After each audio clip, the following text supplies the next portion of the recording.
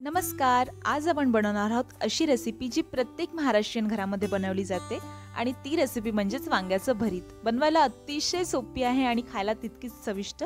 तर चला सुरुवात करूया. सर्वात आधी वांग्याला स्वच्छ धुवून घ्यायचं आहे आणि पुसून घ्यायचं आहे. त्यानंतर वांग्याला टोचे मारून घ्यायचे आहेत. टोचे मारल्यामुळे वांग एकसारखं शिजतं आणि लवकर शिजतं. त्यानंतर यावर थोडं तेल लावायचं आहे. तेलामुळे काय होतं की जी साल आहे ती साल खूप लवकर निघून येते.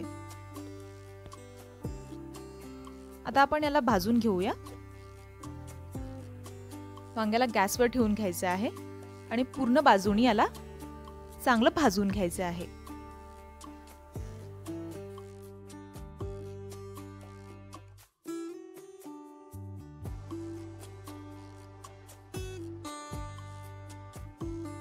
झालेला आहे.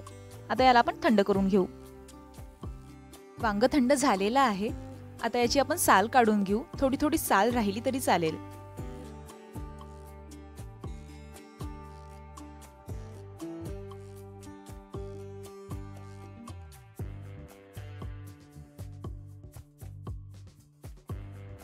नंतर वांग्याला मॅश करून घ्यायचं आहे. तुम्ही मॅशरनी सुद्धा याला मॅश करू शकता.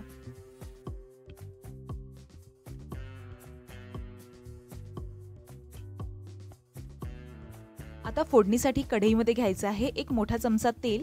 तेल गरम झालं की यात घालायची अर्धा चमचा मोहरी. त्यानंतर घालायचे आहेत 7 ते 8 बारीक चिरलेल्या लसूण पाकळ्या. याला एखादी मिनिट आपण परतून घेऊ. नंतर यात घालायची आहे 2 बारीक चिरलेल्या हिरव्या मिरच्या. याला सुद्धा आपण एखादी मिनिट परतून घेऊ. त्यानंतर घालायचा आहे थोडा हिंग आणि 2 बारीक चिरलेले कांदे. आता कांद्याला गुलाबी रंग येईपर्यंत परतून घ्यायचा आहे.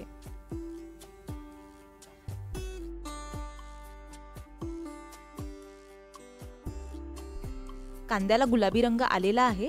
त्यानंतर यात घालू थोडी हळद, 1 चमचा तिखट, अर्धा चमचा जिरेपूड, अर्धा चमचा धनेपूड आणि चवीनुसार मीठ. याला एखादी मिनिट परतून घ्यायचं आहे.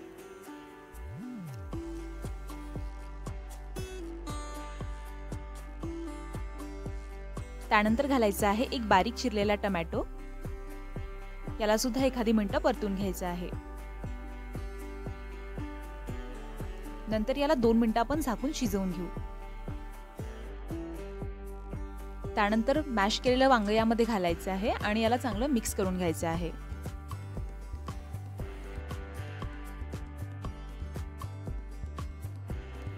त्यानंतर याला 4 ते 5 मिनिटं झाकून शिजवून घ्यायचं आहे.